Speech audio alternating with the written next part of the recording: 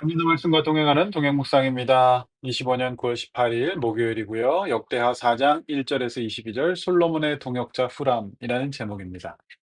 어제 본문 3장에 이어서 역대하 4장 본문은 성전과 성전 기구의 제작에 대한 세부 사항에 대한 말씀입니다. 이것이 오늘날 나와 무슨 상관이 있느냐고 반문하실 수도 있지만 하나님의 말씀을 묵상하고 기도하는 우리에게 오늘을 살아가는 삶의 기준이 될 만한 말씀입니다.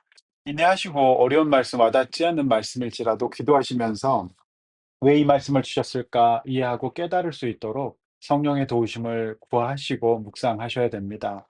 성령님은 우리가 하나님의 은혜 앞으로 나아가도록 말씀을 깨닫고 그대로 적용할 수 있도록 함께 하시고 도우시는 분이십니다. 그래서 말씀 묵상과 기도는 떼놓을 수 없죠.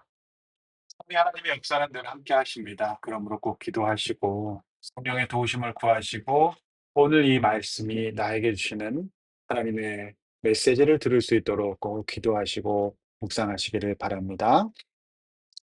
첫 번째 1절에서 이제 10절 말씀인데요. 성전의 물두멍과 물을 담은 바다에 대한 세부 규정이 나옵니다. 자, 1절 말씀에 나와 있듯이 솔로몬 성전의 규모는 상당히 컸습니다. 그래도 다 하나님의 영광과 권능을 담을 수 없죠. 인간 솔로몬으로서 할 수 있는 최대 규모를 만들었을 뿐입니다. 2절 말씀에 노술 부어 바다를 만듭니다. 그리고 6절 말씀에 보시면 물두멍 10개를 만듭니다. 그리고 그곳은 뭘 하냐? 씻게 하는 겁니다. 번제에 속한 물건을 씻게 하고 바다는 제사장들이 씻기 위한 것이다. 이렇게 그 용도를 밝히고 있습니다. 씻는다는 의미는 거룩과 성결을 의미하죠. 그래서 우리는 하나님 앞에서 어떻게 해야 됩니까?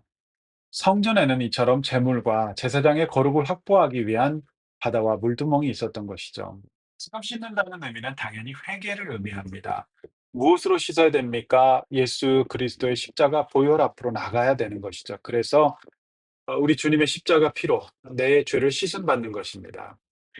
하나님 앞에서 나를 돌아보고 회개하는 것이 씻는다는 것이죠. 저는 말씀 묵상을 함에 있어서 반드시 필요한 것이 이와 같은 자기 자신의 내면을 돌아보고 하나님 앞에서 지난 하루 동안의 삶을 회개하는 것이라 생각합니다. 그래야 성령께서 인도하시는 대로 말씀의 본래 뜻과 하나님이 원하시는 진리 가운데 나갈 수 있죠. 씻지 않은, 즉 하나님 앞에서 자신을 돌아보고 그리스도의 보혈 앞에서 자신을 씻지 않는 사람은 은혜 받기 어려울 겁니다. 그래서 예배 전에도 꼭 기도로 준비해야 되는 것입니다. 플레벌떡 예배 시간에 맞춰 와서 은혜 받기 어렵죠. 무언가 우리 가운데 사건이 일어났을 때, 어, 고난이 시작됐을 때, 남에게 탓을 돌리면 가장 쉽습니다. 그러나 내 속에서 회개가 일어나야 합니다. 즉, 오늘 본문에서처럼 긴 분량을 할애해서 바다와 물두멍이 크기와 용도에 대해 서술하고 있는 것은 그만큼 우리가 하나님의 성전으로서 이 기능이 중요하기 때문이죠. 우리를 돌아봅시다. 탓하기 전에 나를 돌아봐야 합니다. 하나님 앞에서 내가 범하고 있는 죄와 오류와 교만과 씻지 못한 습관, 아, 생각, 마음은 무엇입니까? 이것이 오늘 본문이 저 여러분들에게 주시는 귀한 교훈입니다. 이제 두 번째 1절에서 11절에서 18절 말씀 이렇게 쭉 보시면 하나님의 성전의 기구들을 만들어가는 일에 있어서 함께하는 동역자 와 그리고 동역하는 자의 자세, 에, 최선이죠. 이것을 이제 기록하고 있는데요. 11절에 보시면 후람이 나옵니다. 자, 그가 한 일은 굉장히 많습니다. 그의 기능은 정교했고 완성도가 있었습니다. 그리고 18절에서 솔로몬이 하나님의 전에 기구를 만들었다고 하지만 그와 뜻을 함께하는 하나님의 동역자 후람이 함께한 겁니다. 성도 여러분, 여러분이 하나님의 성전 되는 일과 이 시대의 성전인 교회와 공동체를 이루어가는 일에 있어서 하나님께서 붙여주신 후람은 누구입니까? 그 사람이 배우자일 수 있고요. 교회의 지체일 수 있습니다. 형제자매일 수 있습니다. 따라서 그를 존중하시고 귀하게 여기십시오. 그와 함께 우리는 성전을 이루어가는 것입니다. 어떤 동역을 맡은 후람은 솔로몬과 하나님의 성전을 위해서 12절 말씀 보면 돌을 다루었습니다. 무겁고 힘들죠. 고대 시대는 더 힘들었을 겁니다. 그리고 그 일에 있어서 굉장히 정교함과 정성을 쏟았습니다. 그리고 14, 15절 이런 말씀이 얘기하는 것이 뭡니까? 빠짐이 없었다. 그러니까 개수가 딱딱 맞고요. 형식과 규칙을 지켰다.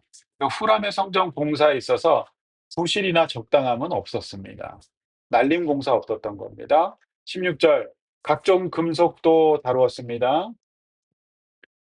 그 일에 있어서 반드시 풀무와 대장질이 필요했을 겁니다. 힘든 일이죠. 땀과 힘이 들어가는 일입니다. 성도 여러분, 하나님의 성전되는 일, 즉 신앙생활, 그리고 다른 사람이 하나님의 성전되게 하는 일, 그러니까 영혼 구원을 위한 노력들이죠. 이 일에 시간과 집중력, 에너지, 그리고 지혜와 지식, 물질, 헌신, 땀을 부어야 합니다. 바로 이것이 동역의 일을 감당하는 자의 자세죠. 후람은 그렇게 했던 것입니다. 후람의 동역이 없었다면 솔로몬 성전의 완성도는 떨어졌을 겁니다.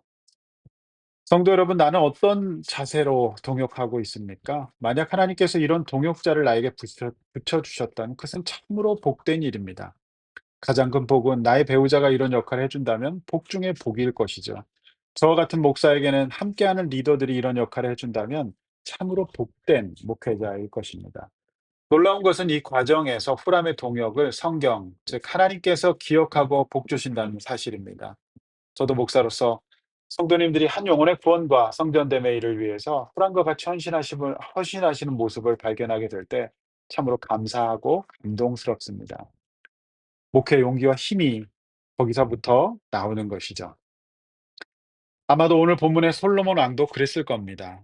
네, 마지막 19절에서 22절 말씀, 그렇게 성전을 아름답게 지어감으로써 하나님의 은총을 드러내는 진설병, 금제단과 진설병이 나오고요. 성도의 기도를 상징하는 이제 촛대가 나오고요. 그리고 하나님의 진리를 상징하는 등잔의 구성이 완성되어 가는 것입니다. 이렇게 하나님의 성전이 지어져 갑니다. 성결과 동역의 원리로 지어져 가는 것이죠. 기도하겠습니다. 하나님 아버지, 성전의 긴 분량이 이처럼 거룩함과 성결의 에, 이 과정이 중요시되고 있고, 또 꼼꼼하고 정성스럽고 헌신, 이 후람의 동역을 통해서 함께 이루어져 가는 것을 봅니다.